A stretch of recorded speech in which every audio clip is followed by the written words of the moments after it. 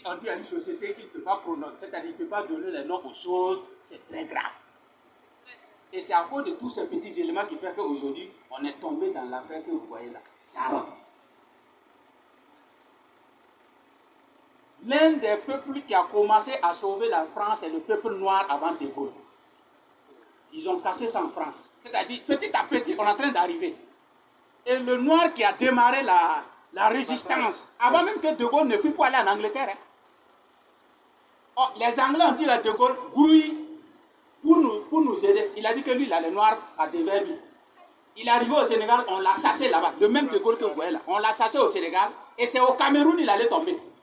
Il allait mobiliser des caoutchoucs, hein, la nourriture, avocats, tout. Parce que quand on dit soutien à la guerre, il y a soutien alimentaire, il y a soutien humain, il y a soutien économique, il y a tout.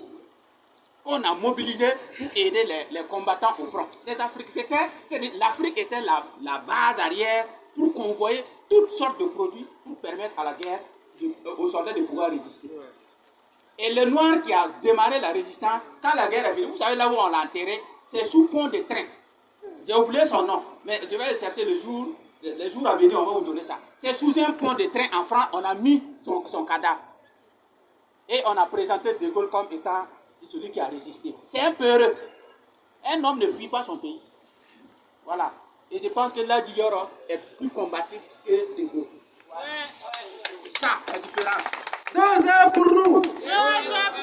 Il y a des rois qui ont refusé de fuir les combats. Comme les Boukari. Comme ce n'est pas nous on a écrit, ils sont en train de vouloir transformer. Donc, c'est tous ces éléments-là que vous voyez qui fait qu'aujourd'hui, Caillon est arrivé, mais on pose la question aujourd'hui. Comment vous dites qu'un peuple est barbare? Première chose. Comment ce peuple arrive à s'organiser et à créer des royaumes et des empires? Question. Deuxième chose, c'est dans cette barbarie que vous êtes venu puiser des bras valides. Pour être valide, il faut avoir un niveau sanitaire élevé, un niveau économique élevé, un niveau alimentaire élevé, un niveau sportif élevé, pour avoir des gens dignes capables de faire une guerre. C'est en Afrique que vous êtes venu prendre. Et en même temps, on dit que c'est barbare. On continue. Vous avez un peuple qui ne parle ni français, qui ne savent même pas le climat français c'est comment. Vous venez les ramasser, ils arrivent en France, dans la neige, et ils tiennent, et ils deviennent, et vous dites que ce sont des tirailleurs sénégalais. Non, vous savez, la France est un point. Vous voyez, c'est tout ça. Comme on ne pousse pas la réflexion en profondeur, on est tombé dans le piège, et les parents ont résisté. Et la tactique de guerre qui a été utilisée lors de la Première et de la Seconde Guerre mondiale est une tactique de guerre qui a été mise en place par Naba Djoungrana au Burkina Faso ici. Ouais. Lorsque les Arabes et les Berbères étaient venus pour islamiser le royaume Moro, il a utilisé 26 000 vaches, bloquer les vaches, parce qu'à l'époque c'était les chevaux et les flèches. On met les vaches au milieu et l'autre caille de l'autre côté, l'autre caille de l'autre côté, chacun envoie les flèches. C'est comme ça qu'ils ont utilisé lors de la Première Guerre mondiale et de la Deuxième Guerre mondiale, c'est-à-dire on prend les Noirs, on les place en première ligne de combat et ils sont de l'autre côté, les nazis sont de l'autre côté. Les premiers tirs qui viennent, c'est le Noir qui bloque. C'est ça, la technique de guerre, et c'est enseigné dans les écoles militaires. Donc je pense que le colonel Denis Auguste Barry est au courant de ça, il connaît. On a discuté avec lui et il nous a fait sortir beaucoup de choses. C'est intéressant. C'est pour ça qu'il faut comprendre ce qui s'est passé. Et c'est cette technique de guerre qui n'arrive toujours pas à maîtriser pourquoi les Nords sont arrivés à un moment donné à bloquer les tactiques. Ça s'est fait ici. Si vous voyez que vous êtes nombreux au Burkina là, il y a un travail de hier. Hein. Il y a un gars qui m'a demandé que si nos parents étaient forts, que pourquoi ils n'ont pas vaincu les Blancs. Il dit toi-même tu as arrêté, tu as le résultat de leur combat. Parce que pour être solide, il faut avoir des spermatozoïdes solides. Il y a des gens qui sont arrêtés ici aujourd'hui là. Leurs spermatozoïdes ne peuvent même pas, c'est-à-dire aller percer l'ovule même, c'est grave.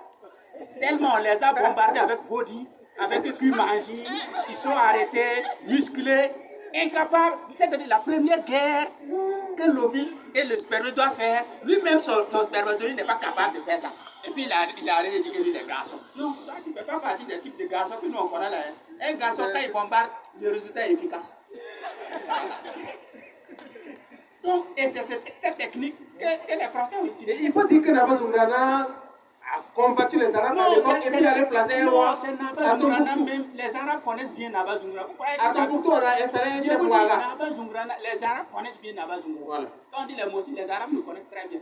Il a maté les Arabes jusqu'à Tombouctou, aller s'installer puis prendre la royauté là-bas.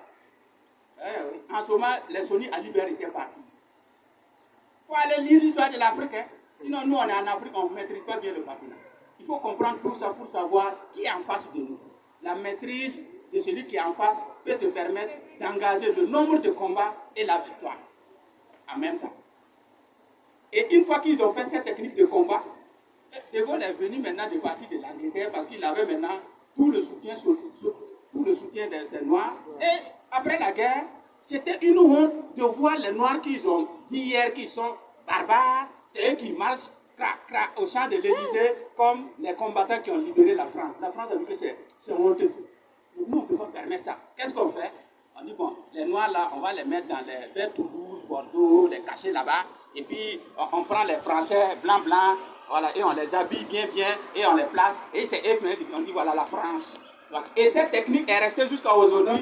C'est pour cela, si vous regardez bien, lors de la victoire de la France à la Coupe du Monde 2018, quand les joueurs sont arrivés à l'Élysée, regardez bien, on a placé tous les joueurs blancs à côté de Macron, les Mbappé, les Pogba, les Kanté, et sont derrière.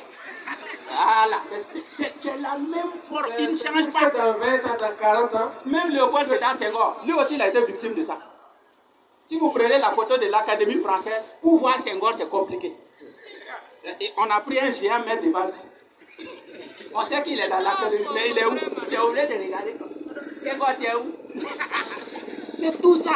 Donc il faut comprendre tous ces éléments-là pour savoir d'où est l'ingratitude française. Pour comprendre encore plus l'ingratitude française dans cette affaire, comment tu mobilises des gens? Tu leur dis, dès que la guerre finit, je vous donne l'indépendance. Et c'est ça qui a permis au Moro Naba à mobiliser son propre fils. Le Moro, je ne sais pas si c'est Naba Sarah 2 ou c'est Côme 2, c'est entre les deux. Il a mobilisé son propre fils, plus 100 000 personnes. Et comme on a dit l'indépendance là, non, tout le monde sont Nassaramba. Et ils sont partis. Et puisque c'était aussi, on avait promis de reconstituer la Haute-Volta. Voilà, parce que l'affaire de la Haute-Volta était sur la table. De 1932 à 1947, là, donc, on était dans l'intervalle de la Seconde Guerre mondiale. Parce que 38-45, donc on était dedans. Donc, pour accélérer. On nous a balkanisés pour partager. Voilà, pour accélérer la reconstruction. Nous, on était des Nigériens. Le Moro était obligé de mobiliser son propre fils, combattant numéro 1, plus des guerriers, 100 000 personnes, voilà, pour ajouter, pour qu'on puisse libérer la France. Et après la libération, vous voyez, quand vous finissez 45, il a fallu encore 2 ans pour que les gars ils accèdent à la reconstruction, parce que c'était un peu chaud. Plus précisément le 4 septembre. Donc, et c'est cette partie-là que nous, on n'a pas pu bien négocier, mais les Vietnamiens, eux, ils ont accéléré pour eux, les Algériens, eux aussi, ils ont accéléré pour eux. Mais malheureusement, nous, on est restés parce qu'en croyant à la bonne foi de ces gens-là, ils ne peuvent pas avoir de bonne foi. Ce sont des êtres comme ça. Ils sont comme ça tout le temps. C'est des gens, leur façon de voir l'humanité, leur façon de voir le prochain, ils ont un déficit que nous, on doit combler. La meilleure façon de partager l'humanisme, c'est aussi regarder l'autre comme étant un produit du divin et de le respecter tel qu'il est. C'est cette façon de voir l'humanité qui est importante. Mais notre gars, les gars, c'est incroyable. Ils ne peuvent pas dépasser ça pour pouvoir construire un monde où tout le monde peut interéchanger, où chacun, je peux croiser un Japonais peut me donner une partie de sa culture, moi aussi je lui transmets une partie de sa culture. Mais eux, ils ne sont pas dans cette tendance-là. Et leur tendance, tous les Africains, l'AOF comme l'AOF doit parler français, doit tenir le drapeau de la France. Dès qu'un Français crie, nous à Ouagadougou, on se lève rapidement pour dire attention, pourquoi vous faites ça aux Français? Alors qu'en retour, on ne sent pas cette... Est-ce qu'aujourd'hui, quand on constate ces différentes guerres en Afrique et au Burkina, est-ce qu'on n'a pas l'impression que c'est une guerre culturelle? Parce que les Arabes aussi veulent s'insérer. Est-ce que c'est pas ça, M. Kotobe? Non, en fait, si vous regardez les deux là, oui, les Arabes, les Européens, c'est les enfants d'une cour qui se sont rébellés.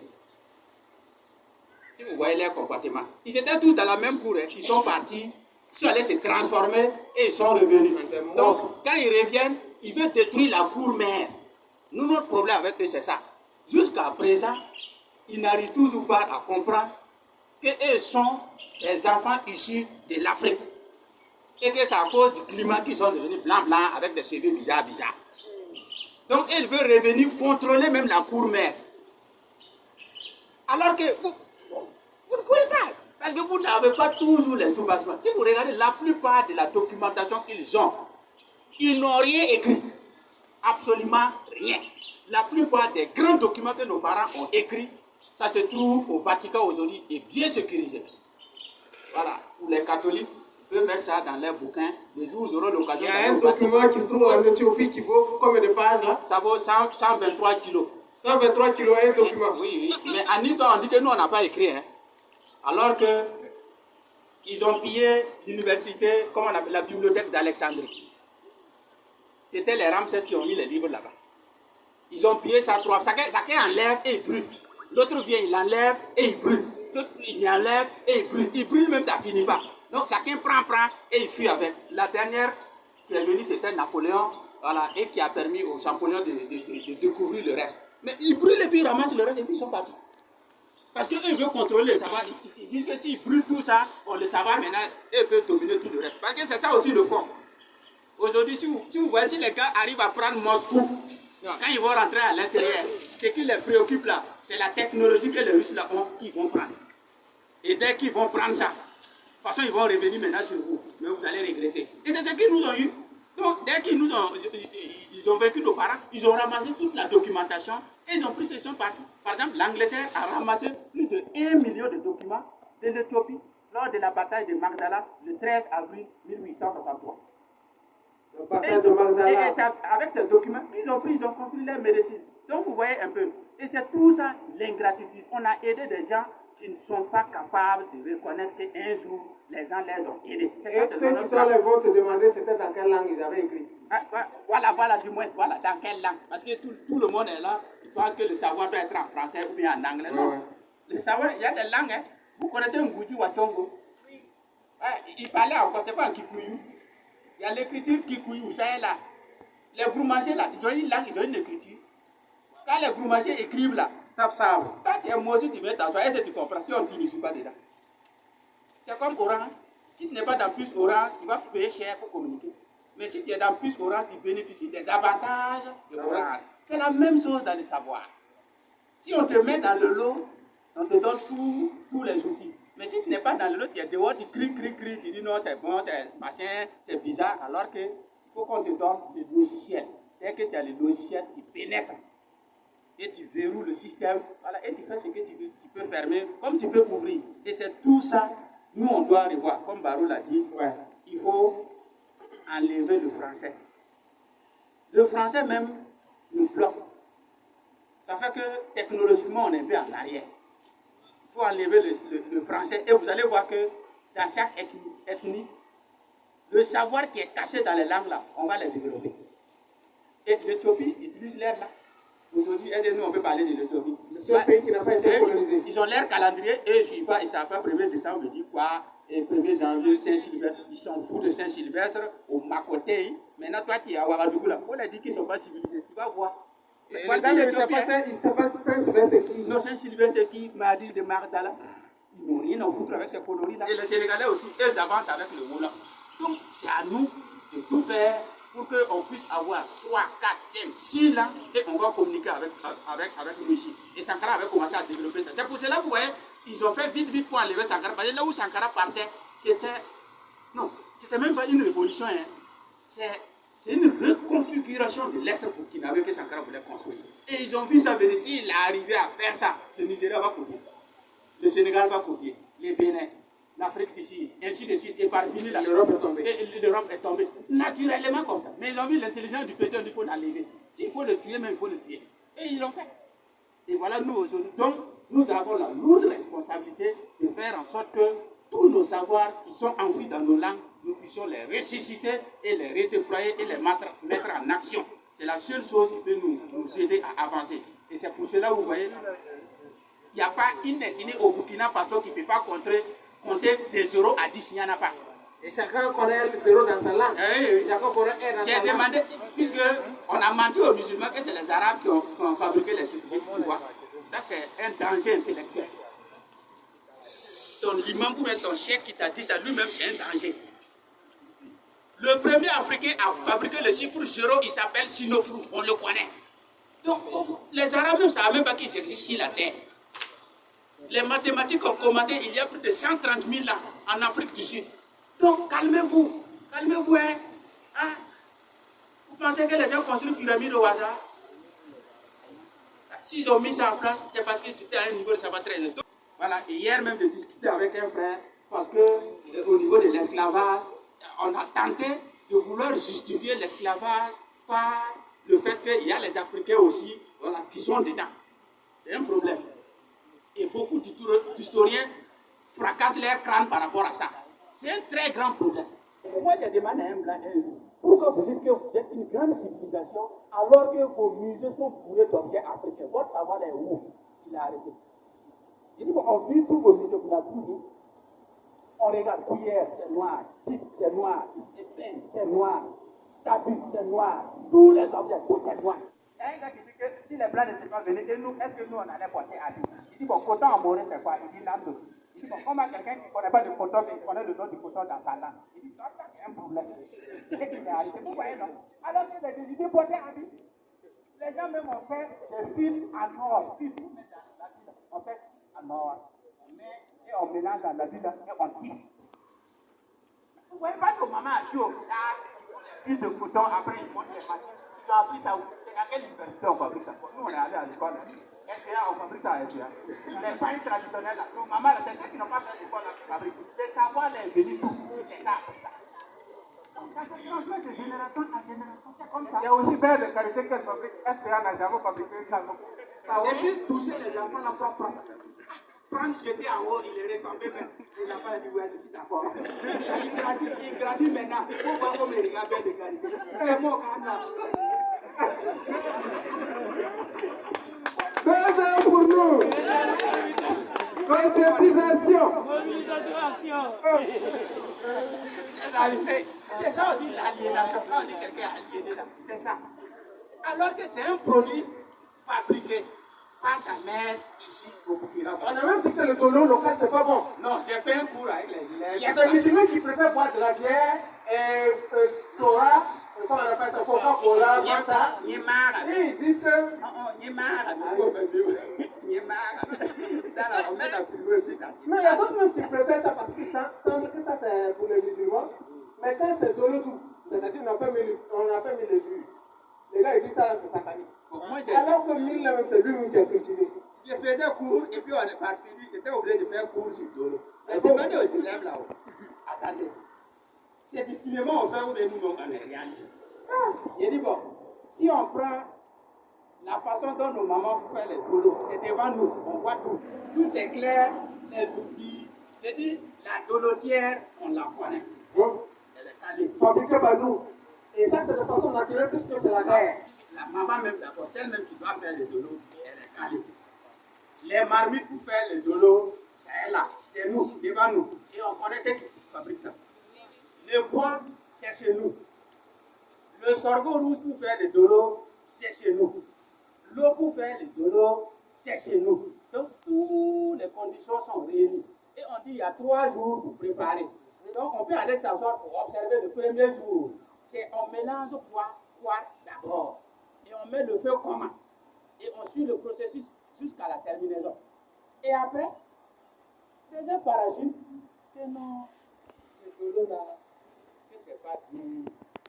C'est qu'il y a 2 vies. J'ai dit, mais on met 2 vies dans le gâteau. Tu manges le pain, il y a 2 vies là-bas aussi.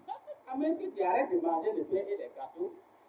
Là, on peut comprendre que tu ne dois pas le. Tu ne peux pas manger pain et manger les gâteaux et venir dire que non, que tu es contre le dolo parce qu'il y a 2 vies. Il dit non. Tu n'es pas clair. Tu vois, il dit tu n'es pas clair.